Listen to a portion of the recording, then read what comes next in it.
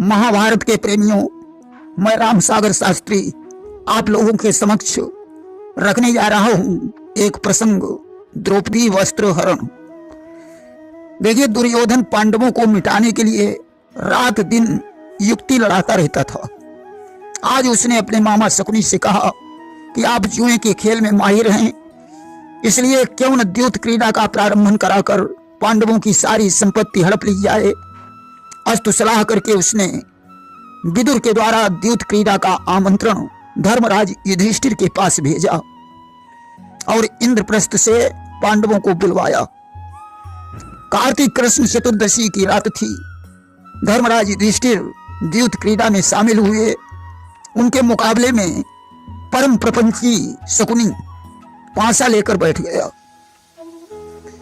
युधिष्ठिर ने कहा, दुर्योधन, मेरा जोर शकुनी से नहीं है, आज तो तुम्हें खेलना होगा। दुर्योधन ने कहा, आज शकुनी के ही हाथों में हमारी हार जीत है। धर्मराज ने स्वीकार कर लिया। अब तो धर्मराज ने गले से मणियों की माला उतारी और दांव पर रख दी। आज तो माला हाथ से चली गई।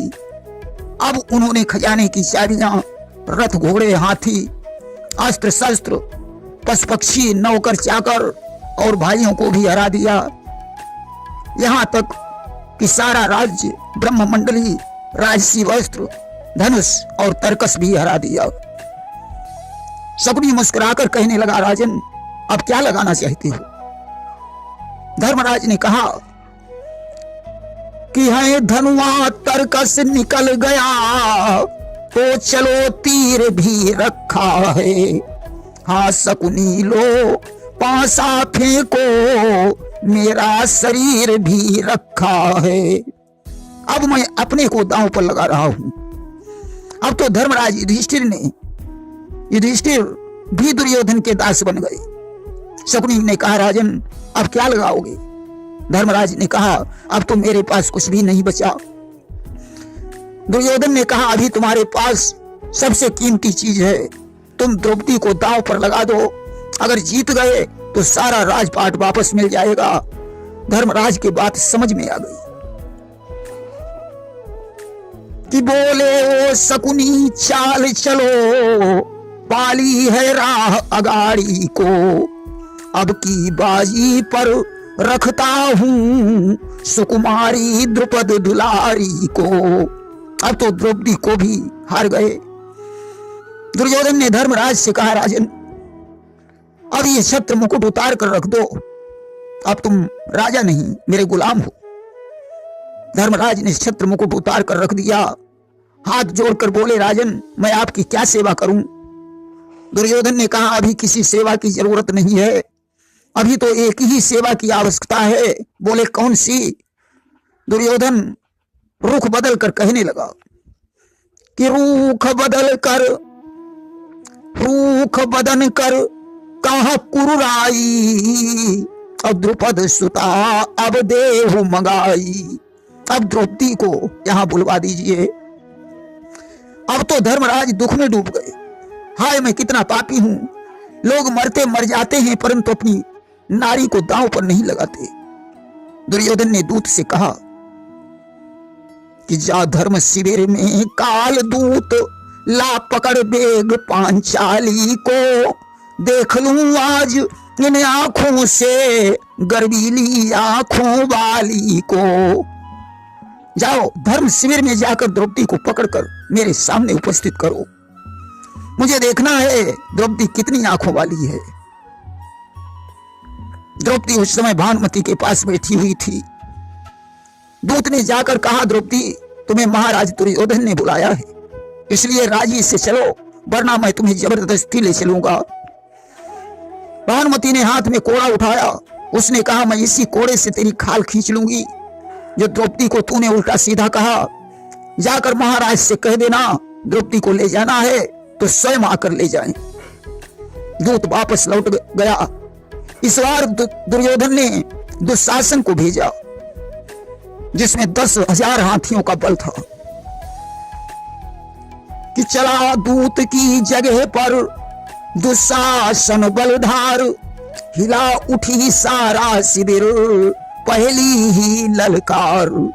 आज ज्यों दुशासन शिविर में पहुंचा, उसकी ललकार से शिविर हिलने लगा। उसने कहा, द्रौपदी, तुझे धर्मराज ने जुए में हरा दिया, इसलिए चुपचाप मेरे साथ चल, अन्यथा मैं तेरे केसों को पकड़कर घसीटता हुआ ले जाऊंगा। द्रौपदी ने कहा, भैया, मैं इस समय रजस्वला हूं, और रजस्वला स्त्री सभा के मध्य में कैसे जा सकती है। दुशासन ने कहा, मैं तेरा ये बहाना नहीं सुनना चाहता हूं। तब द्रौपदी ने कहा, अच्छा मुझे एक बात बताओ, धर्मराज ने पहले मुझे दांव पर लगाया या खुद को? अगर उन्होंने खुद को हराकर मुझे हराया है तो उनका कोई अधिकार नहीं था। दुशासन ने कहा, ये सब बातें वहां चलकर धर्मराज से ही पूछ लेना। द्रौपदी ने कहा, नहीं भैया, अगर धर्मराज ने पहले मुझे हराया है तो मुझे चलने में कोई आपत्ति नहीं है। कि जो मोहि प्रथम धरो नर ना था, तो त्यागी लाज चली हूं तब साथा। दुशासन ने कहा, अच्छा तू बातें बनाकर ही समय को बर्बाद करती रहेगी। आज उसने द्रौपदी के केस पकड़े और घसीटता हुआ लेकर चल दिया। द्रौपदी चिल्ला रही है कि मोहि छुड़ाओ मातु गांधारी, और बार बार कहा द्रुपद दुलारी। द्रौपदी ने बार बार कहा, हे माता गांधारी, मेरी रक्षा करो। गांधारी संटी लेकर बाहर निकली, तब तक दुशासन आगे निकल चुका था। और सभा मध्य सोहति कुरुराई, जाई समीप दीन ठड़ियाई। आज उसने ले जाकर दुर्योधन के पास द्रौपदी को खड़ा कर दिया। द्रौपदी राजसभा को देखकर कांपने लगी। आज हंसकर दुर्योधन कहने लगा, आओ पतिव्रता द्रौपदी, इस सभा में तुम्हारा स्वागत है। तुम्हें वह शब्द भली प्रकार से याद होगा कि अंधों के अंधे ही पैदा होते हैं। जब मैं अंधा हूं तो मेरा ये सारा समाज अंधा है। गुरु द्रोणाचार्य अंधे हैं, भीष्म पितामह अंधे हैं। तुम्हारे पति ही तुम्हें देख सकते हैं। पतियों से लज्जा कैसी, साड़ी को फेंक कर मेरी जंघा के ऊपर बैठ जाओ। आज उसने दुशासन से कहा, देखते क्या हो कि बेगी द्रुपद तनया नगियाई, और मम जंघा पे देहु बिठलाई। द्रौपदी का शीर हरण करके इसे मेरी जंघा पर बैठा दो। दुशासन आज उठकर खड़ा हो गया। उसने द्रौपदी का शीर पकड़ लिया। अब द्रौपदी सोचती है, सभा के बीच में हमारे 5 बलवान पति बैठे, वे मेरी रक्षा अवश्य करेंगे। अगर 4 पति नहीं भी कर सके तो भीमसेन अवश्य मेरी रक्षा करेंगे। अगर भीमसेन भी नहीं रक्षा कर सके तो द्रोणाचार्य और पितामह भीष्म मेरी लज्जा अवश्य बचाएंगे। अब तो दुशासन शीर को खींचने लगा। द्रौपदी ने पतियों की तरफ देखा, उन्होंने अपना सिर झुका लिया। भीष्म पितामह और द्रोणाचार्य भी कुछ नहीं कह सके। अब द्रौपदी ने अपने को असहाय समझकर शीर को छोड़ दिया और दोनों हाथ ऊपर खड़े कर दिए। कहने लगी, हे द्वारिकाधीश, अब मेरी लज्जा तुम्हारे हाथों में है।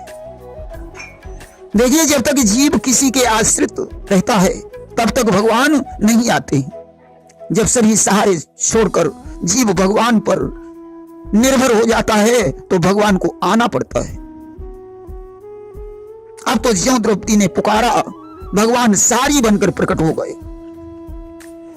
कि सारी में श्याम समाये हैं, महिमा दिखलाई सारी है।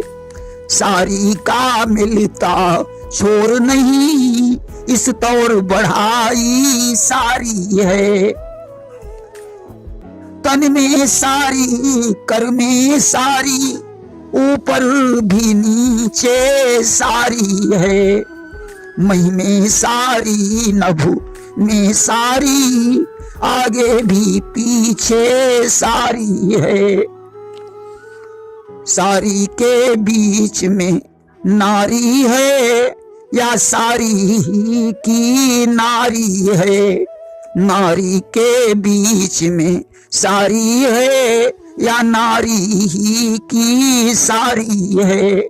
आज कैसी कैसी साड़ियां निकल रही हैं। देखें कि नीली हरी पीली लाल बैंगनी गुलाबी श्वेत कत्थई कपासी नारंगी कोई कारी है, उसमें बसंती खाकी सुनहरी फिरोजी प्याजी सब्ज आसमानी ऊदी चांदी सी किनारी है।